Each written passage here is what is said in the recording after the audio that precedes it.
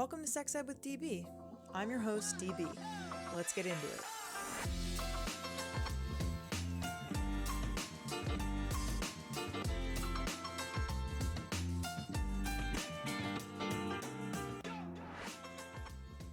Welcome back to the podcast. If you love and support the work that we do, head to www.sexedwithdb.com and buy some of our hot new merch. Follow us on Instagram at sexedwithdbpodcast. And if you want to advertise with us, shoot us an email at sexedwithdb@gmail.com. Next up on the podcast today is Eva Sweeney. Eva is a 37-year-old genderqueer disabled female who works primarily as a sex educator and freelance writer.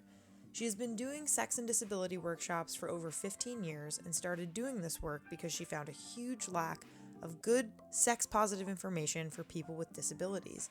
Eva wrote the book Queers on Wheels and has traveled the country giving workshops about sex and disability. She continues to give workshops online and in person through Cripping Up Sex with Eva. Let's give a warm welcome to Eva.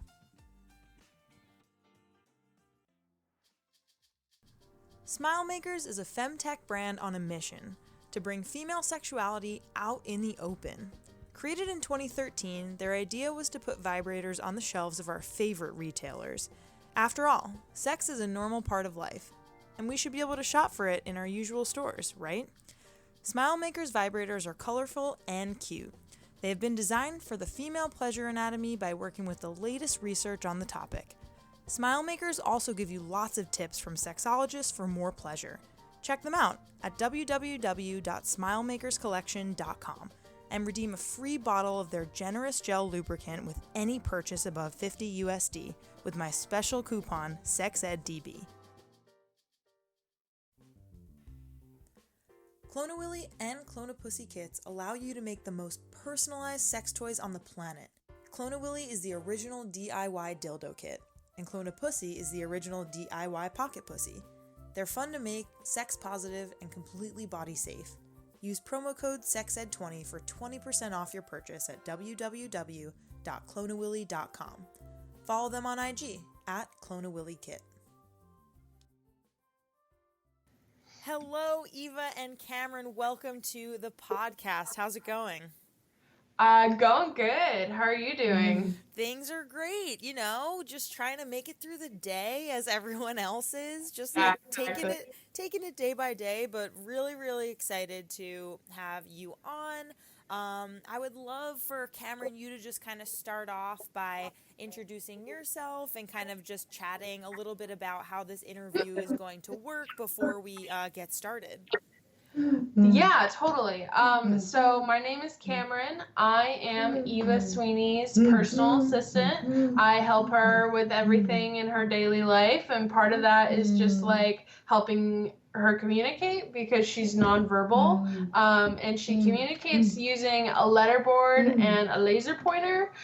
So if you hear me spelling during that, that's just because I'm in real time spelling what Eva is pointing to on her board.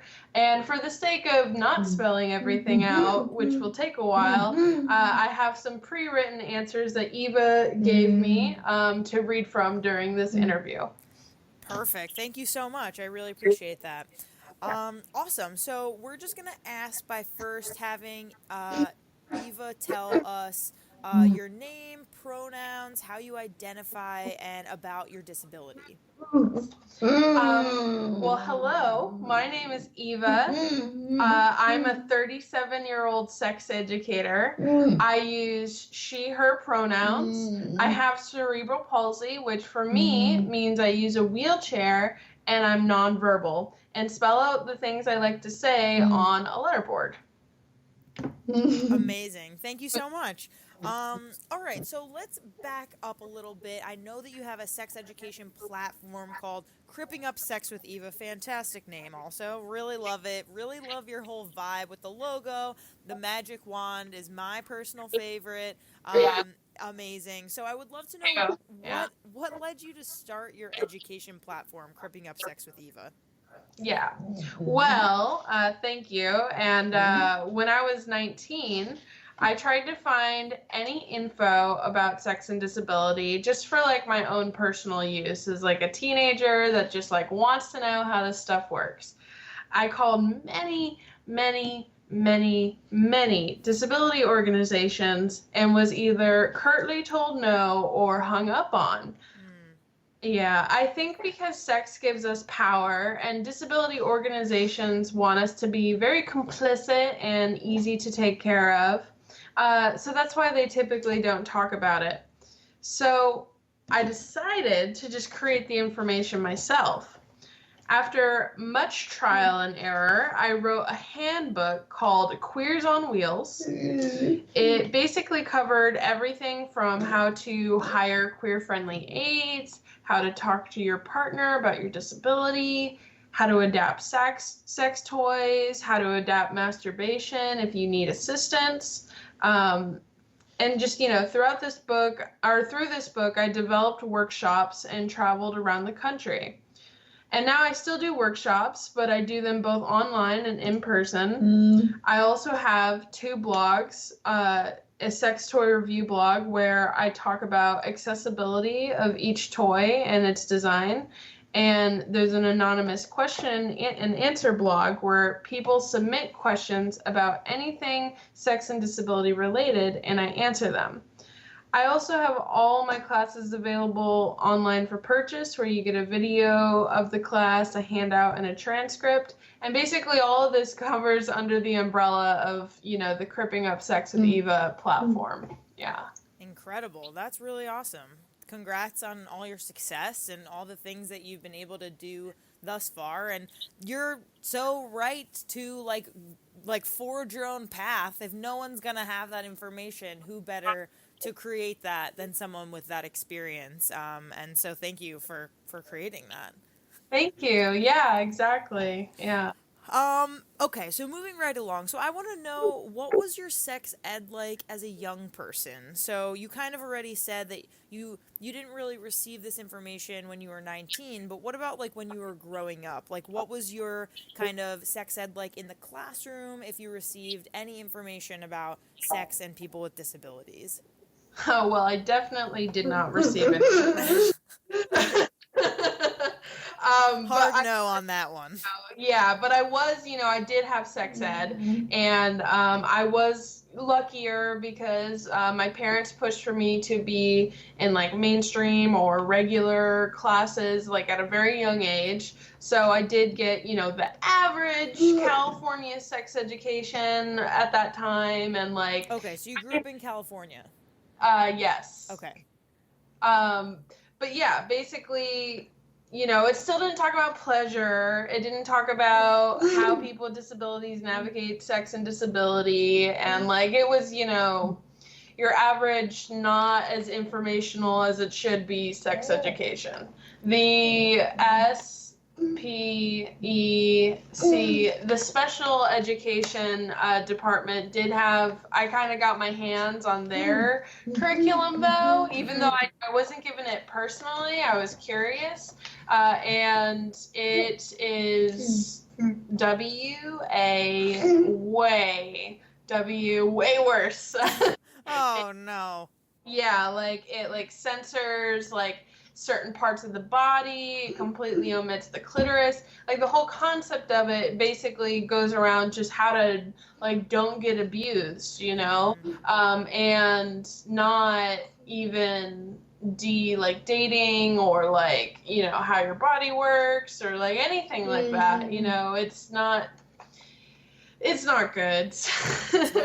Totally. So you wanted to create this platform to not only like get that information right, but also to talk about pleasure and dating and like the good parts of like sex ed.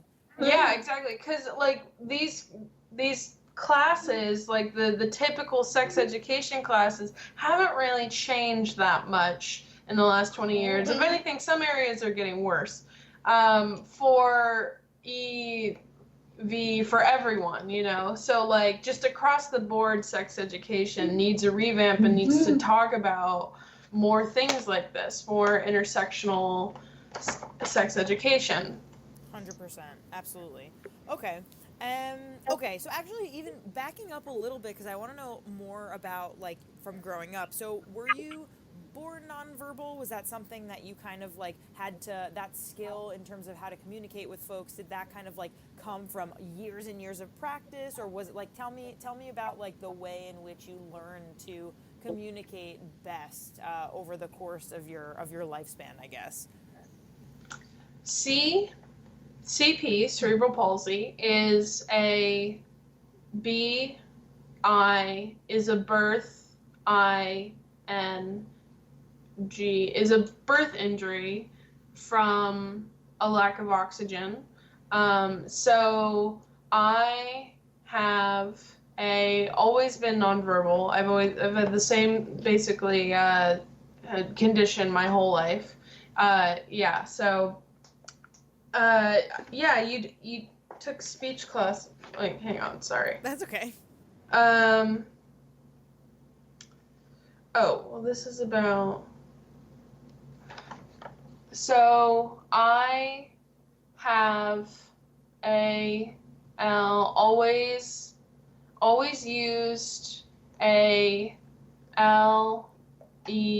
letterboard. I developed the letterboard system when I was 16, but I've always had to use alternate forms of communication, basically. Gotcha. Okay. Oh, wait. I'm sorry. I'm mixing your story up. Okay. So, before my before my laser, I used a letterboard with my hands. From like two years old, basically, to now. Gotcha. I've used a letterboard my whole life, but I developed the system of using a laser pointer attached to my hat in order to point at what I want, because I have much better head dexterity compared to hand dexterity. Yes. Gotcha. Okay, that makes sense. That's cool. Yes. Yeah. Okay, awesome. That's good to know. Thanks for sharing that. Yeah. All right, so next question we have, how does being nonverbal impact your dating life and your communication with loved ones? So we kind of already talked about, like, using the letterboard, but it's a little different when you're going on a first or second date, you know, when people have certain maybe expectations of how a date's gonna go. Maybe there are nerves on both ends. Like, how is that kind of intersect with you being nonverbal and dating? Oh, yeah. So even though I'm nonverbal, my communication system is actually super easy to learn. Anyone who is literate can pick it up in like 2 minutes, honestly. That being said, I always disclose my disability in my online profiles. This is a very personal choice, but for me, it weeds out people who aren't cool, you know, with who I am in general. So it makes it a lot easier to find people that are more compatible anyways, to be upfront. I just put like 2 sentences in my bio explaining like what my disability is, because, you know, and because some people aren't familiar with people with disabilities, they might have questions, which is totally awesome. It just means they want to get to know me more. But on first dates, I also bring an aide with me.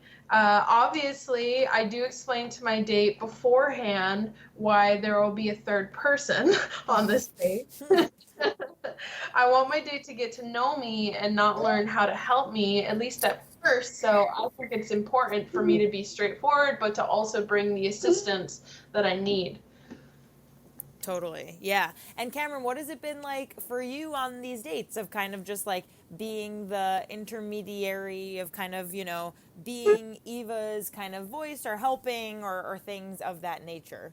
Well, we should talk about the B, the F, O, R, the fork thing. Okay, yeah, I knew you were going to do that. You guys already have a date in mind? That was So Eva's been dating her current partner for like 4 years, and Oh, okay. definitely been on like little dinner things. But you guys are in an open relationship, so I've also been on new dates too. But I will talk about the fork thing. But like in generally speaking, it's actually really fun. And usually, how like we'll do things is, I'll be there at the beginning. We'll all be chatting. They'll get used to like how the letterboard is. And then, like, maybe at some point I might excuse myself a little bit. Sure, back it up. Yeah, I might go to the bathroom and take a little bit longer to come back, text on my phone or whatever. Yeah, and sometimes she'll use the the colon symbol on her letterboard. It's like a code. Yeah, it's like a cue to be like, maybe step away for a little bit. It gives them a chance to that person can like have more practice with the way you communicate, but also they get a chance to have more of that like intimate time. But without having to help me, yeah, especially like, it doesn't have to be the main focus, so it's learning how to help you with your stuff. So that makes it a lot easier. But like in general, I've gone on a lot of different like dinner outings and stuff like that. But so it's fun. It's really fun to do it. But there's this one time, what the story Eva wants me to talk about is this one time we were at like a Greek restaurant with your partner, and and I help Eva with everything from like drinking and eating and stuff like that. My partner now knows how to help me with that stuff too. You guys have been together for so long. But it was really funny this one time where I I was in between Eva and her partner, and her partner wanted to offer Eva some, was it fish or something like that? Some kind of food, some kind of meat. And I was just expecting them to put it on her plate and then I would feed it to her. But Z like reaches all the way across the table with her fork and puts it into Eva's mouth. Oh, that's so sweet. It was adorable, but it was so funny. So it's a lot of like learning. Expecting it. Figuring it out. Yeah, totally. So like you can tell that like there does get to like a level of comfortableness with all of it. Exactly. So yeah. And how long have you been Eva's aide for? 3 years. Okay, now. Got it. So you all know kind of ins and outs of everything. Yeah, exactly. Got it. Awesome. Okay, perfect. That was a great story. Thank you. Yes. Okay, so next question we got is, what kinds of misconceptions are there around sex and or dating and people with disabilities? I think like the I don't know if Eva, if your answer has any of this, but I am curious to hear your thoughts on this too. But like, and how does media like contribute to those misconceptions? Or is there media out there that really does show accurate depictions of sex and people with disabilities? Okay, well, yes. The biggest misconception is that we don't want to have sex, or that we shouldn't, or can't, or I don't know, like just all the whole negativity around disabled people and sex just don't go together. This is partially due to a lack of media representation. If people don't see people with disabilities like dating in TV, movies, books, etc., it really impacts what they think about us and the way they perceive us. The other misconception is that people with disabilities should only date other people with disabilities. Obviously, if someone with a disability falls for another person with a disability, cool, awesome, wonderful. But that shouldn't be like a rule. That's very ableist if you're going to make a rule out of it. Like, stick to your own kind. Right. Yeah. We as people with disabilities can make awesome partners for anyone. So that's, it's really important that the media shows that more. And there is definitely a big lack of proper representation, but the show Speechless, which I actually was a consult on, is actually a really great example. It obviously it's an ABC like sitcom that ran for a few years. It's pretty recent, so they could not like kind of go into the whole like sex part of it, but they had a teenage son who was like, I don't know, 17, 18. And so he's like in those, prime teenage years where like you're a young boy, you're super like, horny, you could just say it. You want to date, sometimes you're an asshole, Sure. do stuff you shouldn't, like all that kind of, the whole teenage experience. So what I really liked about that show is that they really listened when I pushed to have the character JJ have that full experience of like, I want him to date girls, and I want him to be an asshole sometimes, and like have these fun misadventures. So they show that a lot in the show, and it was really cool. Also Speechless, also Special is a more recent TV show that came out on Netflix, and that one's like a little more adult. It's cool because both of these characters have cerebral palsy, Speechless and Special. But in Special, it's an adult with cerebral palsy, and he's also gay, and he's living in Los Angeles. And, he's having sex, he's got a life, he's doing all these things. So it's just cool to have that representation alone, just like normalizing this like tons of people are out there like this. Exactly. Totally. Yeah, that's awesome. And congrats on being a consultant like for those shows. I just had an interview with 3 incredible folks who identify as intersex, and they were kind of talking about how they individually have kind of had these experiences being a consultant for other TV shows with intersex characters, and it just really got me thinking that like that should be the norm. It really should be common for people who have those experiences that, producers and showrunners are trying to, portray. Like that should be developed and should be contributed to by people with those experiences. Absolutely. Yeah, and that was actually one of the other awesome things about Speechless is because like from the beginning, like I met with the creator before the show pilot, like way before, like it was just a concept basically at that point. And when he met me, like he immediately wanted to like add, like there's a letterboard with a laser pointer in the kid. That's how he communicates, and they added an aid character, just like me. Wait, that's so awesome. Is that because of meeting with you? It's because he immediately changed the script. He was going to have like a high-tech like AAC device, like Stephen Hawking, and there was not going to be an aid character. But he saw the dynamic, like that dynamic, like the one that Eva and I have. Right. They were like, that is something that you could put on a TV show. Oh, I love that. I'm so happy that was captured. But also, it wasn't just me, because they consulted with so many people with disabilities. They just brought me on as like a pretty like a script reader, and even everyone on the staff too. All the writers had experience, and they wanted to get it right. No, they wanted an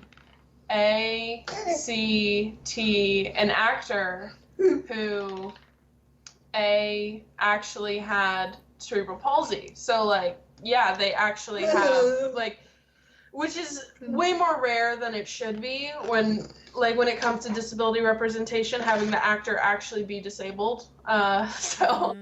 Most actors who play people with disabilities do not have a disability, which it takes away from like having an authentic experience when you're telling this kind of story. Yeah, absolutely. Yeah, well, that's sweet. That's really cool. All right, we got a couple more questions here. Yes. So the next one we have is, can you talk about your experience with disability and pleasure? Because I feel like the reason why we're asking this question is because we really don't see, many sex toy companies out there who really do kind of offer people in their advertisements who have disabilities. There's no kind of specific sex toys for folks with disabilities that are hitting mainstream, at least things that I'm seeing. But there are a few companies that are starting to do this, so I'm curious about your take on this.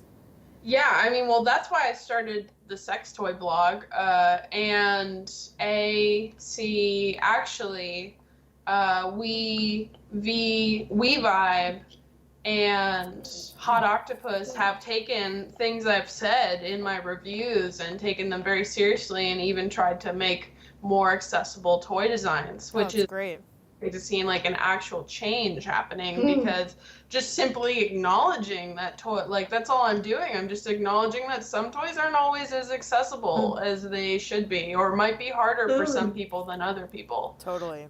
Yeah, because I don't talk about, at least in my review blog, I don't talk about how many orgasms I got out of the toy. It's just right. Who could this be accessible to? Who could it not be accessible to? What is the overall design like? How accessible is it? For, the more accessible it is to everyone, the better the toy is. Right. Yeah, and not one toy works for everybody, though. So that's why I started that blog. But yeah, you're right. Not a lot of people, not a lot of companies really like to take that into consideration, which is really unfortunate, honestly. But, as far as pleasure in general, I'd like to tell you about how I learned how to masturbate. Please. Yeah. I have no functional use of my hands, so I thought masturbation wasn't an option. And when I was 19, I had this really cool aide who was like, Eva, do you masturbate? And I would just kind of gave him this look like, how the hell would I do that? Like, and he said, there's vibrating underwear that you can get. Oh, hell yeah. Yeah, like, we could just put it on you and I'll leave the room. And at first it just seemed too weird, and I was just like, I think it's fine, yeah. But like after a few days, I was like, okay, let's try it. So I ordered my only pair of zebra print vibrating underwear, and over the next. And yeah, so that was like, a little bust for me personally, but it kind of started something, because over the next few years I started to refine my technique for assisted masturbation through like experimenting and just trial and error. And then, like in general, when it comes to having like sex with a partner, I always have long talks outside of the bedroom, outside of that sexual environment. We can just talk about my body and like what I like in bed, what I can do, what I can't do, what they're interested in, what we can do together, things like that. And, because having that conversation goes both ways. Like, I want them to know me, but I also want to know them so that we can both have an enjoyable experience. Absolutely. Yeah, that's awesome. And how long would you say, like, did it take you to kind of really know how to do those things? Would you say it was kind of like a lot of trial and error? Like, what was that experience like, just the process? A lot of trial and error, that's for sure, and it's evolved a lot over the years and taken different forms. Yeah. I am still learning, honestly. I'm still learning too. Yeah, so, it's an ever-changing evolution, because, Totally. a lot of the information I teach is stuff I've had to just learn through trial and error and talking to other people and just trying to put it together ourselves. Yeah. 100%. And would you say that your favorite sex toy is the magic wand because it's your logo, or what's your favorite sex toy? For me, I definitely love the magic wand, so that is why I favor it in my imagery.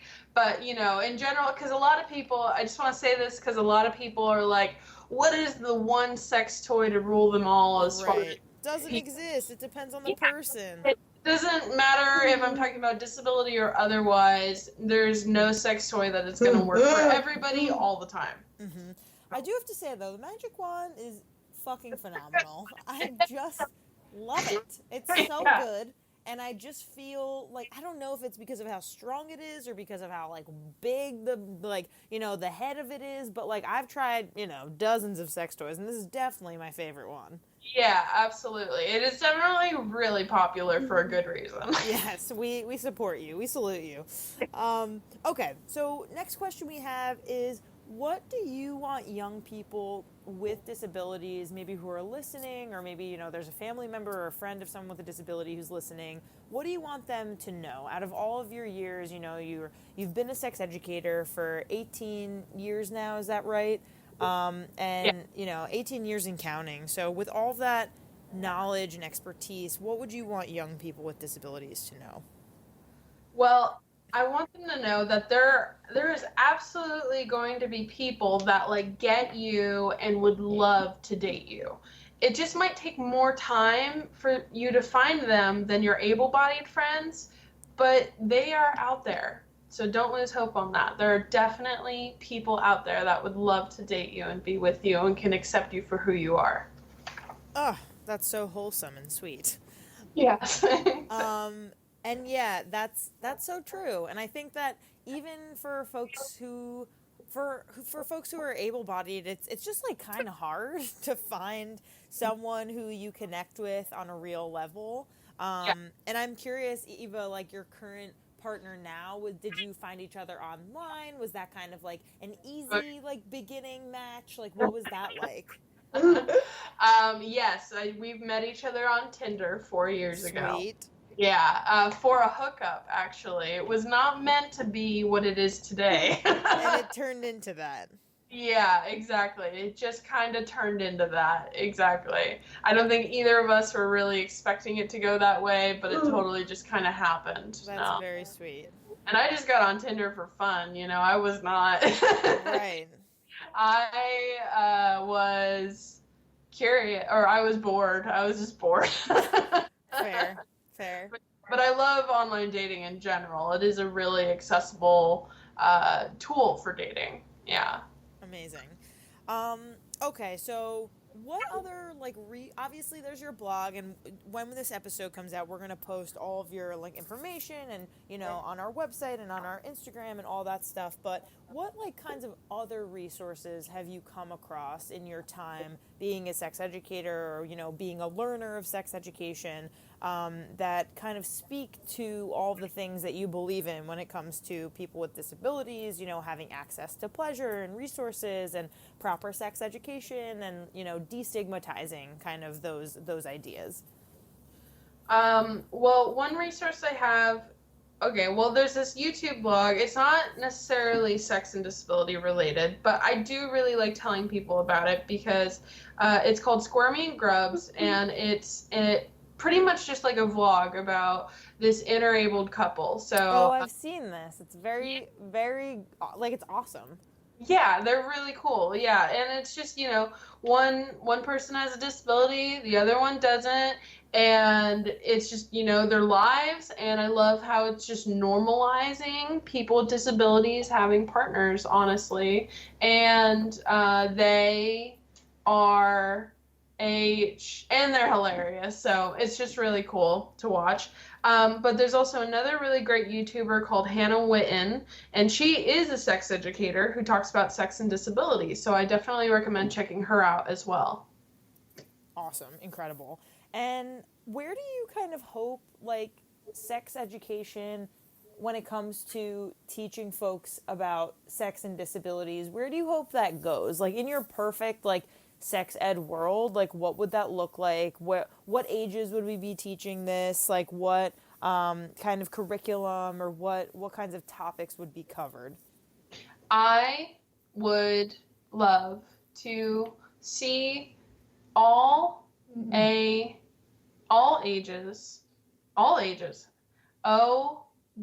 Obviously it would be a adapted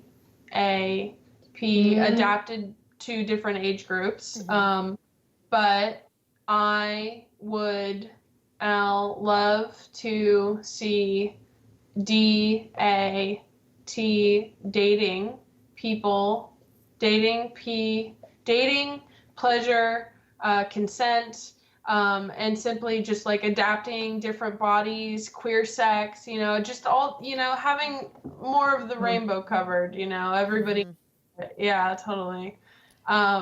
So that's where I hope sex education is leading.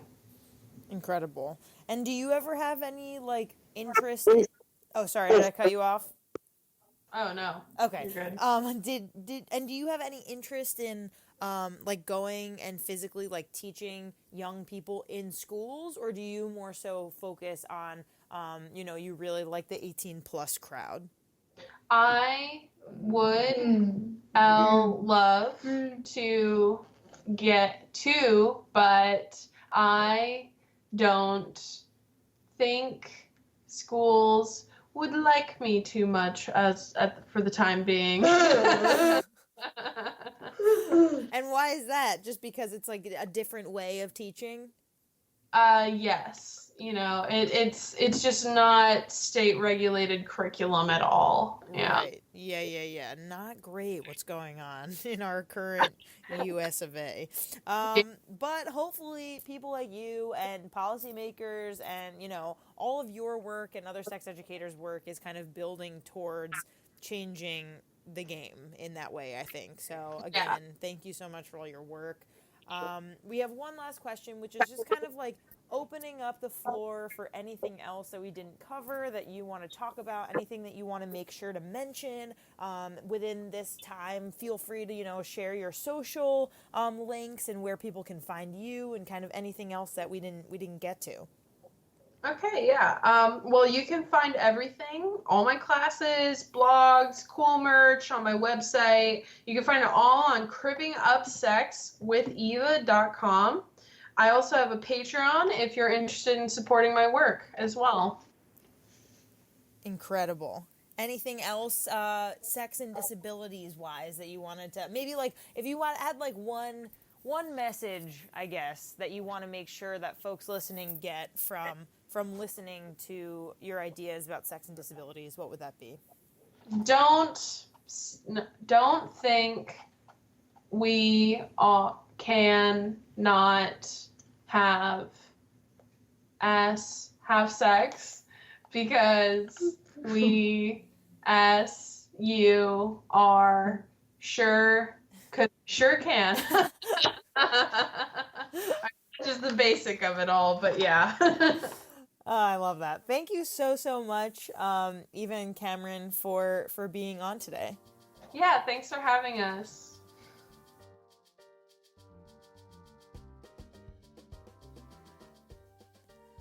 How do you like our new podcast logo and banner? Andrea Forgacs is the queer, fat, feminist artist behind this incredible artwork. We're absolutely loving the abstract sexual goodness that she brings in all of her beautiful illustrations. So, whenever you need some art that is unapologetically there for you, go visit andreaforgacs.com. That's Andrea, FORGACS.com to commission your own piece or download one of her illustrations in the shop. Follow her on Instagram at Andrea Forgacs. Creating a homemade dildo or a usable copy of your own penis is rapidly turning into the new standard in ultra-custom sex toys, thanks to Clone-A-Willy. Clone-A-Willy has been all about dick since '96 and brings you a DIY penis or vulva molding kit for your favorite sex toy or memento. Whether it be for a birthday, Hanukkah, or just because, Clone-A-Willy is the perfect gift. Use promo code SEXED20 for 20% off your purchase at www.cloneawilly.com. Sex Ed with DB is supported by Sweet Vibrations. Based in sunny San Diego, Sweet Vibrations is an adult boutique that delivers innovative lifestyle products and embraces the taboo of sexual wellness instead of hiding it. They have 4 incredible buzzing beauties that won't break the bank. Check them out at www.sweetvibe.toys and use promo code SEXWITHDB to get 15% off your first purchase. Follow them on Instagram at sweetvibrations.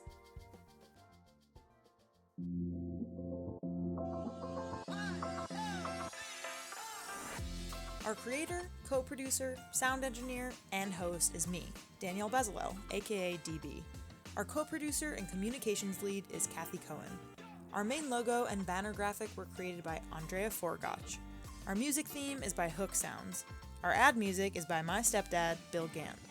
Thank you so much to our featured guests, partners, and our listeners.